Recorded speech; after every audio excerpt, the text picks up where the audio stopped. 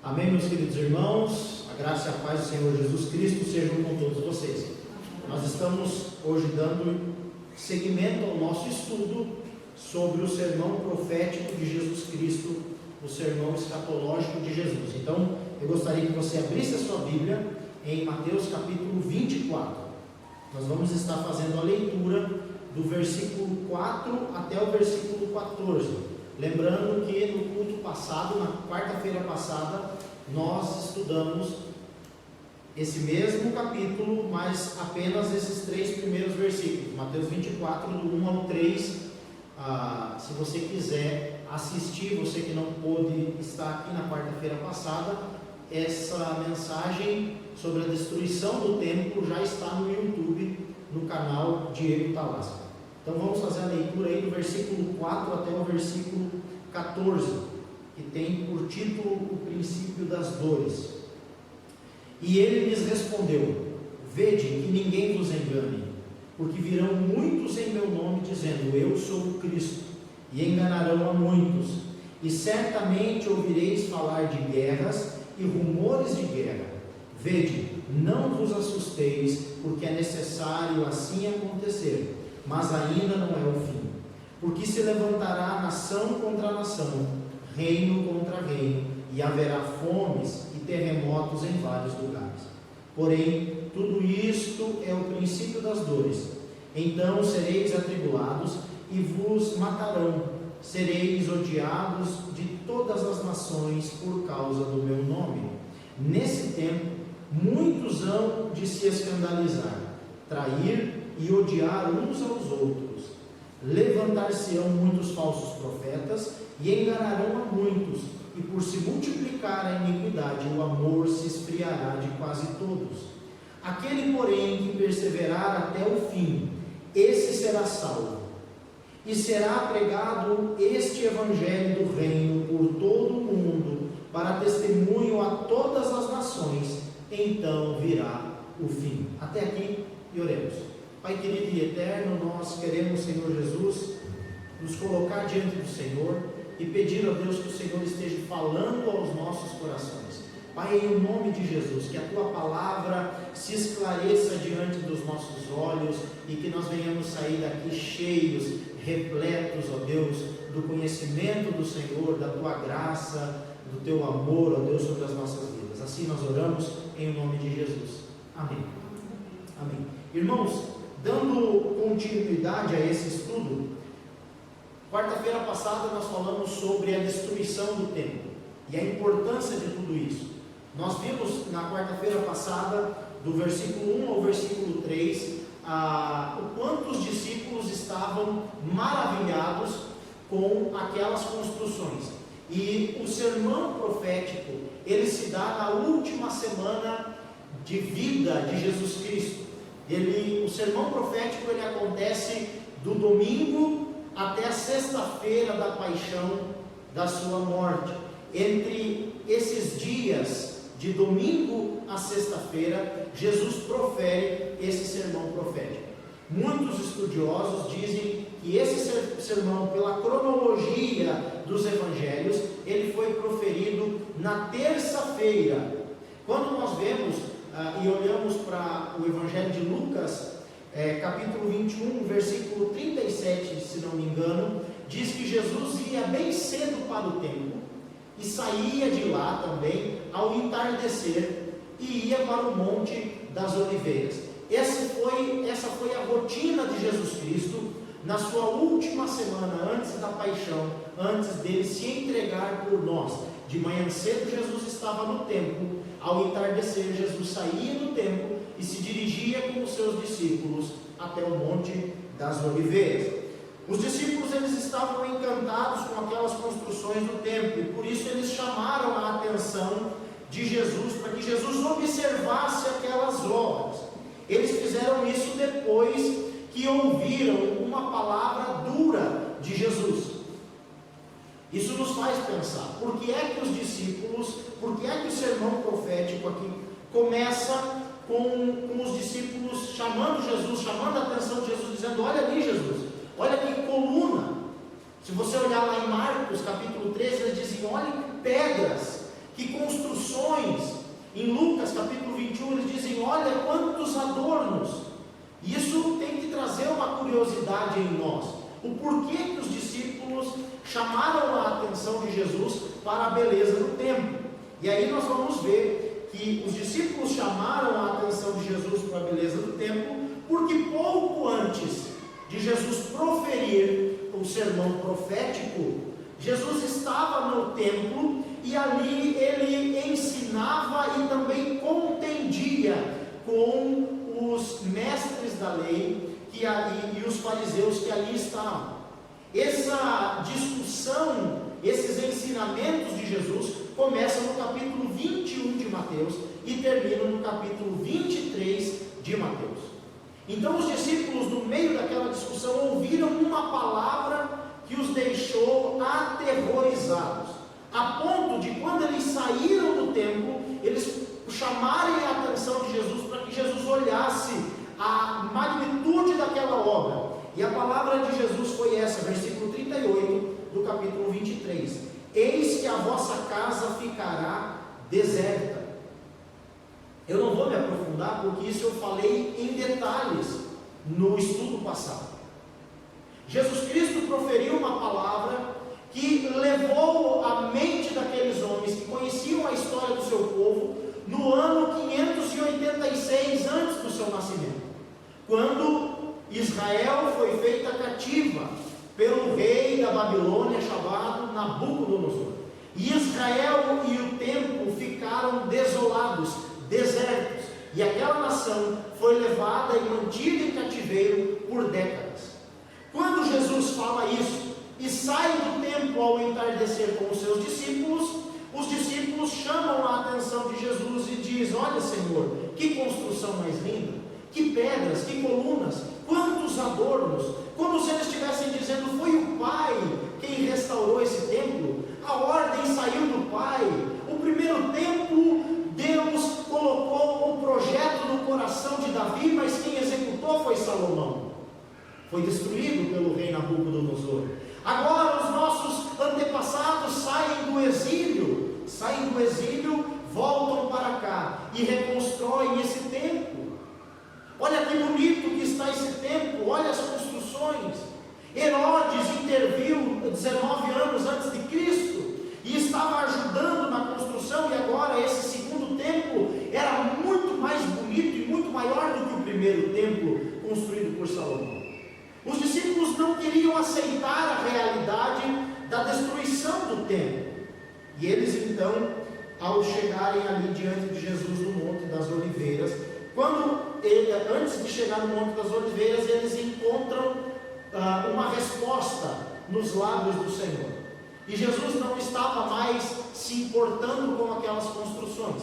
No versículo 2 ele diz: em verdade vos digo, que não ficará aqui pedra sobre pedra que não seja derribada. O Senhor não estava mais interessado naquela construção do templo. E você sabe por quê? Porque Ele mesmo, aquele templo, apenas apontava para a vinda do Senhor Jesus Cristo. E os discípulos ainda não tinham entendido que o próprio Senhor Jesus Cristo era o templo que agora ia ao encontro dos perdidos. O próprio Senhor Jesus Cristo. Essa resposta de Jesus deixou alguns discípulos encabulados. E aí, quando nós olhamos para o capítulo 13 de Marcos, nós vemos que Pedro, Tiago, João e André chegam em particular no Monte das Oliveiras, e eles ali fazem uma pergunta para Jesus. Na verdade, essa pergunta é uma pergunta, mas o seu contexto é muito amplo. Na verdade, são 3 perguntas dentro de uma só.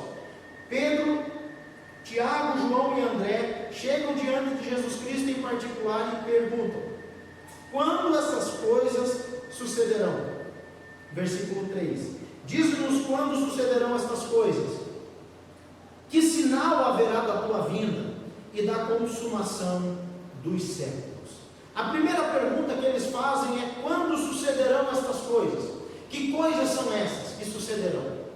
A destruição do templo. Eles perguntam: quando, Senhor, acontecerá a destruição do templo? Nós queremos ficar por por dentro. Dá-nos então uma data. E como eu já falei e reafirmo, nós temos uma aula gravada já no YouTube sobre essa primeira pergunta. Mas resumidamente, Jesus Cristo profetizou o cerco de Jerusalém no ano 33. 34 anos mais tarde, Jerusalém foi sitiada por Vespasiano, que naquela época foi conclamado como imperador.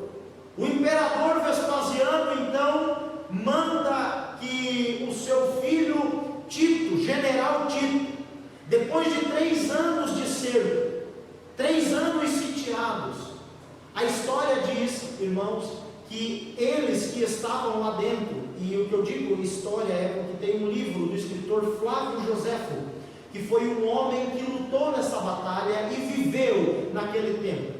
Os próprios judeus já estavam os pobres comendo os seus próprios filhos. Foi 3 anos de uma intensa perseguição, e quando eles já não estavam mais aguentando, Tito derruba os portões e marcha com o Império Romano para dentro de Jerusalém e dissipa. Quando você olha para a história, você vê Flávio José contando que eles não perdoaram crianças, nem velhos, nem mulheres grávidas. Foi terrível a desolação e a mortandade naquele dia. Inclusive o próprio Flávio Joséfo foi derrotado porque ele comandava um pelotão e de certa forma foi mantido vivo. Nós vemos então que Jesus, ele profetizou isso no ano 33, 34 anos à frente. Mais tarde Jerusalém foi sitiada pelo imperador Vespasiano, e no ano 70 depois de Cristo, 3 anos depois, Jerusalém é completamente dizimada e destruída. Veja aí o versículo 15 do capítulo 24. Quando, pois, virdes o abominável da desolação, de que falou o profeta Daniel, no lugar santo, quem lê, entenda. O que é isso que está escrito aqui? Lucas leu e entendeu. Por isso, quando Lucas escreve o seu evangelho, ele já escreve traduzindo o que Jesus Cristo disse aqui. Abra comigo em Lucas capítulo 21.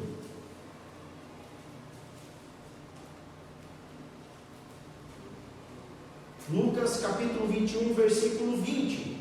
É o mesmo contexto, é o mesmo sermão. E aí diz assim: quando, porém, virdes Jerusalém sitiada de exércitos, sabei que está próximo a sua devastação. Lucas entendeu e leu aquilo que Jesus falou, que Daniel tinha profetizado há 500 anos antes. E Lucas então já traduziu, dizendo: olha, quando vocês virem Jerusalém sitiada de exército, a destruição está próxima. Por isso, aquele que estiver no eirado, não desça para pegar nada dentro de casa. Quem estiver no monte, fuja. Ai das mulheres que estiverem grávidas, ou das que amamentem. Orem, peçam a Deus que a fuga de vocês não dê no inverno, porque é mais difícil fugir no inverno. E tomara que a fuga de vocês não seja no sábado, porque o judeu, ele tem o sábado como ainda o dia do Senhor, e o sábado é o dia de descanso. Lucas então traduziu isso, e essa profecia do Senhor Jesus Cristo, ela se cumpre exatamente como o Senhor Jesus Cristo falou no ano 70, pouco mais de 35 anos depois do que ele tinha mesmo profetizado. Para os irmãos terem uma ideia, nesse livro, se eu não me engano, é A Guerra dos Judeus, do autor Flávio Joséfo, tem para baixar em PDF na internet. Flávio Joséfo diz o seguinte: que ele estava lá, mantido como prisioneiro. Entraram 2 soldados romanos, ninguém deu ordem, mas aqueles homens entraram dentro do templo, e depois que Tito tinha saqueado todos os utensílios e profanado aquele lugar, aqueles soldados atearam fogo dentro do templo, e o ouro que adornava as paredes, coluna e teto derreteu, e esse ouro derretido correu entre as fendas das pedras. Depois que passou o fogo, os soldados romanos viraram pedra sobre pedra para saquear, para roubar, para pilhar aquele ouro que tinha derretido e escorrido para as fendas das colunas e das pedras no chão, se cumprindo por total aquilo que o Senhor Jesus Cristo tinha dito para os seus discípulos: estão vendo esse tempo? Não restará aqui pedra sobre pedra. A segunda pergunta dos discípulos, que é a que nós vamos estudar hoje, é: que sinal haverá da tua vinda? E a terceira pergunta: que sinal haverá da consumação do século? Ou quando será o fim do mundo? Hoje nós vamos estudar e vamos nos ater aqui à segunda pergunta, essa segunda dúvida dos discípulos. E nós veremos então aqui a resposta que Jesus deu para essa pergunta. Quando os discípulos perguntam quando haveria de acontecer essas coisas, Jesus respondeu e deu-lhes sinais que antecederiam. O checkmate do sinal foi a interpretação de Lucas no texto que foi profetizado por Daniel há 500 anos antes de Cristo. Veja que Jesus disse no versículo 5: quando, pois, virdes o abominável da desolação, de que falou o profeta Daniel, no lugar santo, quem lê entenda. Lucas, ele leu, entendeu e escreveu. Ele disse: olha, quando vocês virem Jerusalém sitiada de exércitos, a destruição está próxima. E realmente foi. No ano 67, depois de Cristo, Jerusalém foi sitiada. 3 anos depois, ela foi completamente dizimada e o templo completamente destruído. Inclusive, vocês sabem muito bem que o que sobrou do templo é aquele pedaço de muro que é conhecido como o Muro das Lamentações, porque o restante foi completamente destruído, não ficou ali pedra sobre pedra. Mas hoje nós vamos então para a segunda dúvida dos discípulos, a segunda pergunta deles: qual sinal ou que sinal haverá da tua vinda? É muito importante nós notarmos aqui que a pergunta é no singular, mas a resposta de Jesus veio no plural. Os discípulos pediram: mas qual é o sinal? Qual o sinal da tua vinda? E Jesus, ele responde no plural, dizendo: não é sinal, são sinais. São 6 sinais da vinda de Jesus Cristo. E é isso que nós vamos estudar nessa noite. Os 6 sinais que antecedem a vinda do Senhor Jesus Cristo, o qual o próprio Cristo intitulou esses sinais como sendo o princípio das dores. E nós precisamos entender isso. Versículo 8, Jesus diz assim: porém tudo isto é o princípio das dores. O que Jesus estava querendo dizer? E nós podemos entender isso olhando pela ótica de uma gravidez. Quando uma mulher está grávida, as contrações vão sendo mais constantes e agudas próximo à data do parto. Naquela época não tinha cesariana, não tinha anestesia. O parto era feito de forma normal e natural. E quanto mais se aproxima da data do parto, do nascimento da criança, maiores são essas contrações, essas aflições, tá? E a dor maior, como diz em João capítulo 16, versículo 21, é no nascimento. Sim ou não? Veja aí comigo, João capítulo 16, versículo 21. Como é estudo, vamos caminhar na Bíblia. João 16, 21. A mulher, quando está para dar à luz, tem tristeza, porque a sua hora é chegada. Mas depois de nascido o menino, já não se lembra da aflição, pelo prazer que tem de ter nascido ao mundo um homem. Jesus, ele usa esse termo para ilustrar esse período que se estende por mais de 2000 anos, que é tratado por Jesus como o princípio das dores. As coisas é como se fosse uma linha E essa linha culmina com uma grande tribulação, com uma grande aflição. E logo após esse momento de grande aflição, a Bíblia diz que o sol não dará a sua luz, e o céu vai abrir, e Jesus Cristo, o Filho, vem ao mundo. Assim como no parto, as contrações aumentam quanto mais próximo da data do parto, do nascimento da criança, assim também a vinda do Filho do Homem. Jesus Cristo então profetizou aqui 6 grandes sinais que se estendem até a presente geração, desde a geração dos apóstolos, dos pais da igreja, até nós. Nós estamos vivendo o princípio das dores. Qual é então esse primeiro sinal? Vamos ver aqui, vamos aprender. Muitos viriam em nome de Cristo para enganar a humanidade. Esse é o primeiro grande sinal. Muitos virão em meu nome e enganarão a muitos. Está ali no versículo 4, 5 e no versículo 11. Acompanhe a leitura. E ele lhes respondeu: vede que ninguém vos engane, porque virão muitos em meu nome dizendo: eu sou o Cristo, e enganarão a muitos. Versículo 11: levantar-se-ão muitos falsos profetas e enganarão a muitos. Irmãos, nada mais claro do que isso. O primeiro grande sinal que Jesus Cristo diz da sua vinda é a de que muitos viriam em seu nome e enganariam a muitos. Vejam que o apóstolo João, que foi o único que estava vivo na destruição do templo, ele nos disse: todos os apóstolos já tinham falecido, já tinham sido mortos, mas João ainda estava vivo. Abra aí comigo 1 João. 1 João, capítulo 2.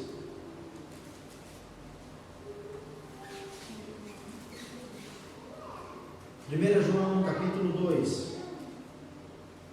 do versículo 18 ao 23, diz assim: filhinhos, já é a última hora. Note o que João diz. João não está falando que vai chegar a última hora, ou que a última hora está por vir. Ele diz: filhinhos, já é a última hora, e como ouvistes que vem o anticristo, também agora muitos anticristos têm surgido, pelo que conhecemos que é a última hora.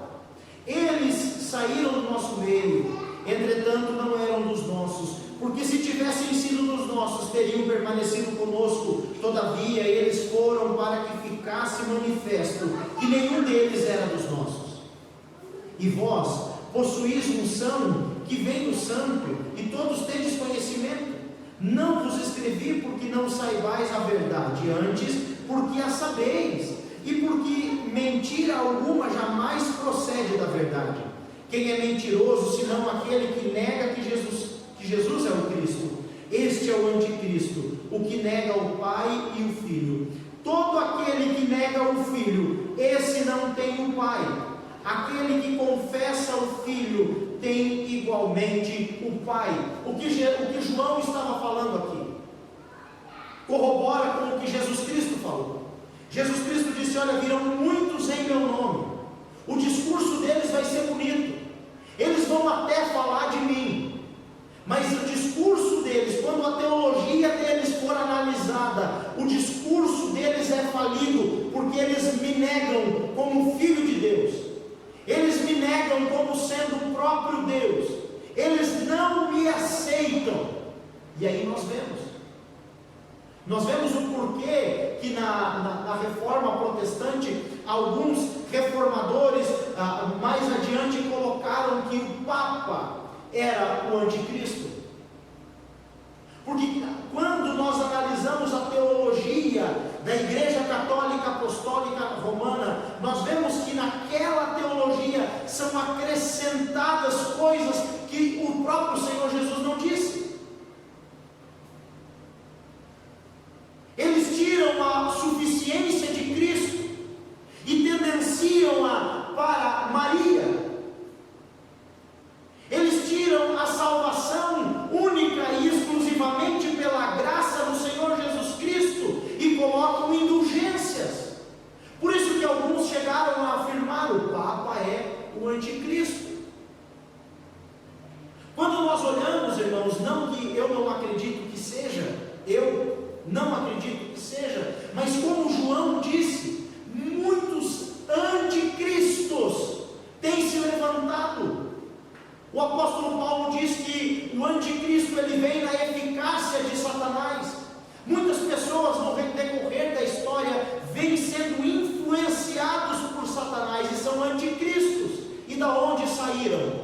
esses anticristos?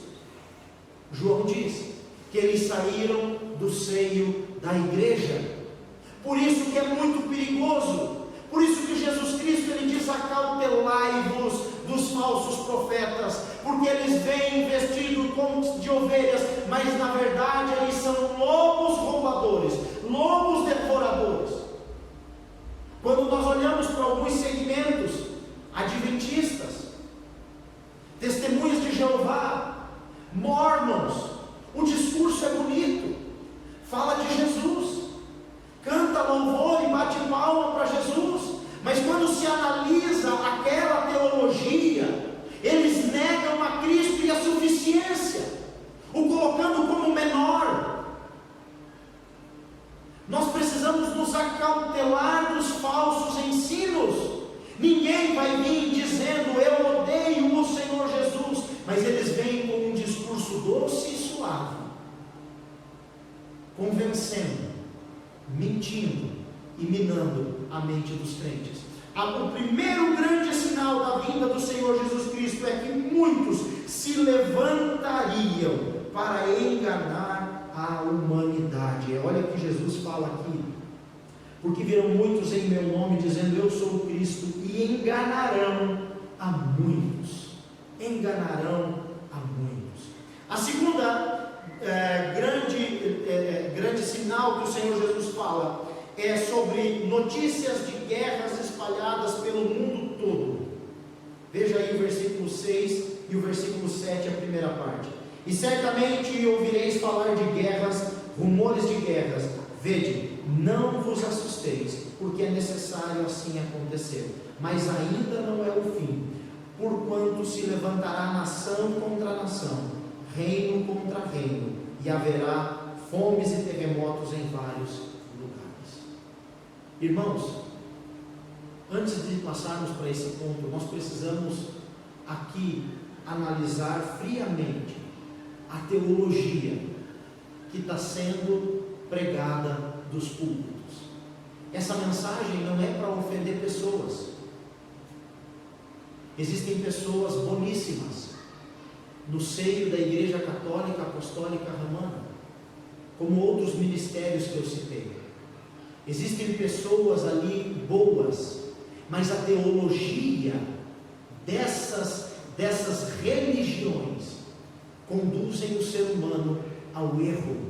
E isso precisa ser confrontado, isso precisa ser combatido pela verdade, que é uma só: Jesus Cristo. Somos salvos pela graça. Jesus e o Pai são um. Ele é o Filho unigênito de Deus, que veio em carne nos resgatar dos nossos delitos e pecados.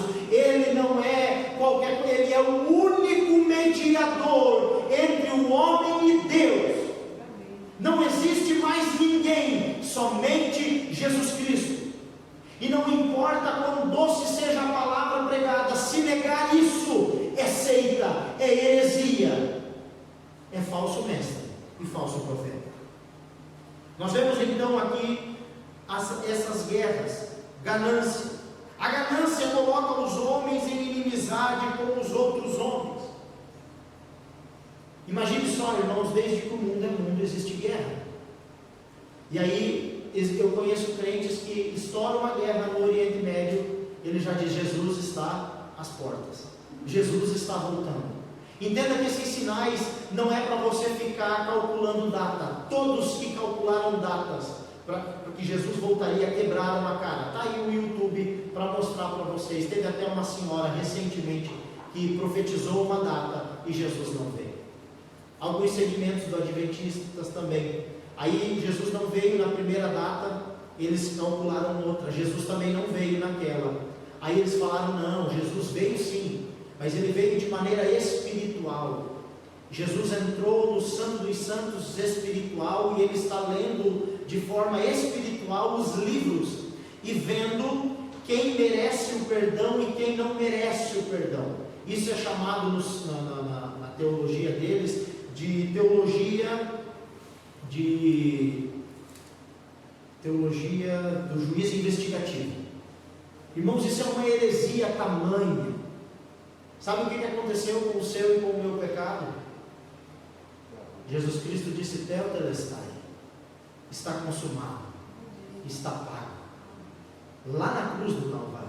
Ele nos salvou lá na cruz. Ele não está em lugar nenhum conferindo vida de ninguém nos livros. Ele é o único digno de abrir o livro da vida, o qual foi escrito com o nome dos salvos, dos santos, dos eleitos, desde antes da fundação do mundo, Apocalipse 13, versículo 8, desde antes da imolação do Cordeiro, Apocalipse 17, versículo 8. Guerras, rumores de guerras, não são sinais que apontam, que vêm para nos deixar alerta de que Jesus Cristo virá para buscar a sua igreja. O terceiro sinal, grande sinal: catástrofes naturais por todo o mundo e sinais cósmicos, sinais celestiais. Veja aí comigo, por favor, a parte B do versículo 7. E haverá fomes e terremotos em vários lugares. Agora vá comigo, por favor, para Lucas capítulo 21. Lucas capítulo 21, versículo 11. E haverá grandes terremotos, epidemias e fome em vários lugares, coisas espantosas e também grandes sinais no céu. Note o que Jesus disse: catástrofes naturais. Quantos terremotos esse mundo, esse planeta já enfrentou? Maremotos, tufões, furacões, chuvas de pedra. Quantos sinais do céu você, meu querido irmão, já viu? Quantas luas vermelhas você já viu? Com um tom avermelhado? Quantos eclipses? Talvez o mais moço que esteja hoje aqui na nave do templo já viu um eclipse solar. Há poucos anos atrás passou um meteoro muito próximo, e teve até um vídeo que viralizou, que várias vidraças lá na Rússia se estilhaçaram. Cometas, sinais por todas as partes, mas isso não é para te deixar aterrorizado.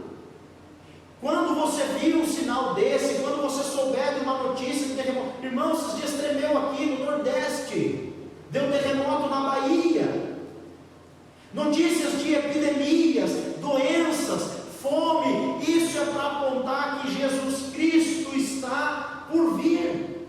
Quando nós olhamos para Romanos, nós vemos o apóstolo Paulo dizendo que toda a criação geme pela manifestação dos filhos de Deus. É a natureza dizendo: olha, Ele prometeu e virá, Ele prometeu e vai cumprir. Esses sinais não são para nos deixar aterrorizados e sim felizes.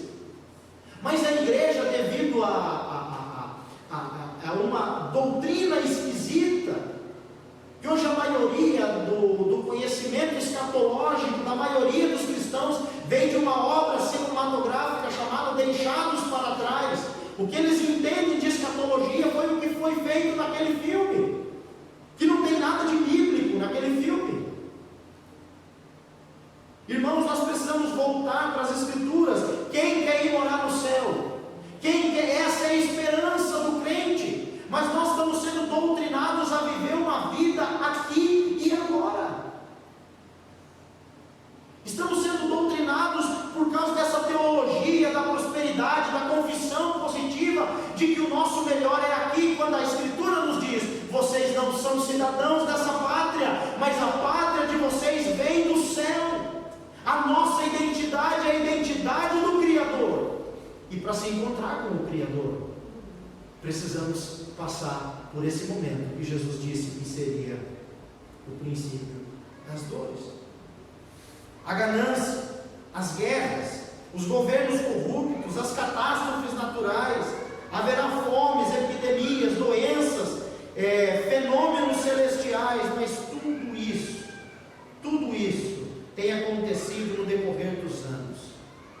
Já presenciamos várias dessas situações. Veja o que Jesus diz no versículo 8: porém, tudo isto é o princípio das dores. São meras contrações. O quarto sinal que Jesus disse aqui no texto é a perseguição contra os cristãos. Perseguição contra os cristãos. Versículo 9. Então sereis atribulados e vos matarão, sereis odiados de todas as nações por causa do meu nome. Veja o peso que é servir a Cristo. Você tem noção do que é servir a Cristo? Você parou para pensar o tamanho da responsabilidade que é carregar esse nome cristão? Jesus nunca mentiu para ninguém. E agora que ele diz para os seus discípulos: olha, este é um sinal também da minha vida, vocês serão odiados. Não adianta mudar de país, vocês continuarão sendo odiados. Não adianta mudar de cidade, por causa do meu nome, vocês continuarão sendo odiados e perseguidos. Desde o início, Cristo não foi aceito pela comunidade religiosa. Antes do seu nascimento já queriam o matar. Todo o seu ministério foi construído em cima de perseguição, injúrias, calúnias, privações, até o dia em que ele entregou a sua vida por nós, como diz lá em João capítulo 10, versículo 17 e 18, que essa era a missão que ele tinha recebido do Pai, e por isso o Pai o amava, porque ele voluntariamente, entenda, não foi o Império Romano que matou Jesus, não foram os judeus que mataram Jesus, foi ele que voluntariamente deu a sua vida por nós. E ele tinha autoridade para dar voluntariamente a sua vida e para tornar a tomá-la, diz o versículo 18. Até o ponto em que Cristo se entregou por nós. Não poderia ser diferente com os seus seguidores. Em Atos capítulo 2, nós já começamos a ver ali no nascimento da igreja a presunção, o preconceito daqueles homens que viram os outros cheios do Espírito Santo, dizendo: estão bêbados. Note a moral que aquele povo dava para os cristãos. Esses homens já estão bêbados, é cedo da manhã e eles já estão embriagados. E Pedro então levanta-se e discursa para aqueles homens, e 3.000 almas se convertem ao Senhor. Foi perseguição do início ao fim. Lembra-se do mártir Estevão. Saulo segurou as capas, a Bíblia vai dizer que o sangue de Estevão correu, o apóstolo Paulo viu o sangue de Estevão verter. Morreu por amor de Cristo. A perseguição que se instalou naquele local, liberando então aqueles homens como tochas vivas espalhadas em um mundo escuro, sendo perseguidos. Quando nós olhamos para a história da igreja, nós vemos que Mateus foi morto a facada, foi morto a fio de faca, Filipe e André crucificados, Tiago foi apedrejado, o outro Tiago foi morto a fio da espada, Pedro foi crucificado de cabeça para baixo, João foi exilado, Paulo e Bartolomeu foram decapitados. Jesus não omitiu nada. Vão perseguir vocês. Vão perseguir vocês. Esse é o peso de ser um cristão. Essa é a realidade de entregar a sua vida a Cristo. E esses homens morriam e morreram e morrerão com prazer. Porque a força que vem não é uma força interna, mas é algo que vem do céu. Ninguém tem força, meu irmão, para diante de um leão, numa arena, cantar louvores e profetizar bênçãos, enquanto está sendo devorado por uma fera. Mas a história diz que aqueles homens iam para o seu martírio com o brilho do Espírito Santo no seu rosto. Perseguição. Olha aí, nós não precisamos temer nada. Nós não precisamos temer nada, porque Cristo não nos deixa sozinhos. Disse um pensador que o sangue dos mártires é a sementeira da igreja. Outro já disse que a igreja é igual chantilly, quanto mais bate, mais cresce. E é verdade, irmãos. É verdade.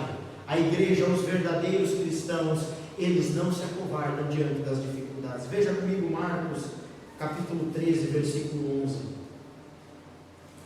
Marcos 13, 11, diz-nos o seguinte: quando, pois, vos levarem e os entregarem, não vos preocupeis com o que haveis de dizer, mas o que vos for concedido naquela hora, isso falai, porque não sois vós os que falais, mas o Espírito Santo de Deus. Abra aí, vá para Lucas capítulo 21. Eu quero que você entenda que você não está sozinho. Lucas 21, 14 e 15. Assentai, pois, em vosso coração, de não vos preocupardes com o que haveis de responder, porque eu vos darei boca e sabedoria, e que não poderão resistir nem contradizer todos quantos se vos opuserem. Meus irmãos, o que Jesus está dizendo aqui? Que nós seríamos perseguidos. Inclusive ele diz que alguns daqueles seriam mortos a fio da espada, e como foram. Mas em nenhum momento desse nós estaríamos sozinhos. Muitos interpretam esse versículo de maneira equivocada.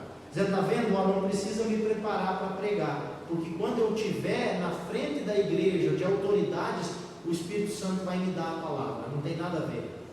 Aqui ele está falando quando os cristãos fossem presos e levados a júri, e que ali eles não tivessem nem um rolo da lei, nem um profeta menor, não tivesse nenhuma citação, nenhum papel, nenhum papiro, nenhum versículo, nada. O Espírito Santo ia falar através da boca deles.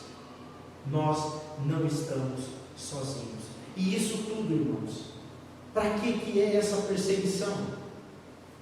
Versículo 13 do capítulo 21 de Lucas: e isto vos acontecerá para que deis testemunho. Esse período de princípio das dores é de crescimento para a igreja, de testemunho de Cristo e salvação. Penúltimo, número 5, quinto grande sinal: apostasia. Veja aí comigo, por favor, Mateus 23, versículo 10 e 12. Nesse tempo, Mateus 24, aliás, 10 e 12. Nesse tempo, muitos hão de se escandalizar, trair e odiar uns aos outros. E por se multiplicar a iniquidade, o amor se esfriará de quase todos. Veja que João, lá em 1 João, capítulo 2, versículo 19, ele diz que os que saíram, os que estavam no seio da igreja e saíram, se rebelaram, apostataram, é porque nunca. O sexto e último ponto, nós vemos aqui que o penúltimo ponto é a apostasia, e nós vamos ver nas cartas pastorais, inclusive em Hebreus, o autor de Hebreus dizendo assim: não deixem de congregar, como é de costume de alguns. Não deixem de congregar. Irmãos, muitas pessoas têm dado desculpas, têm usado essa situação do coronavírus como desculpa, como acomodação para não voltar à igreja. Sabe, meu querido, eu vou dizer para você, você que está me assistindo também, essa é uma das grandes peneiras que o Senhor Jesus Cristo está fazendo.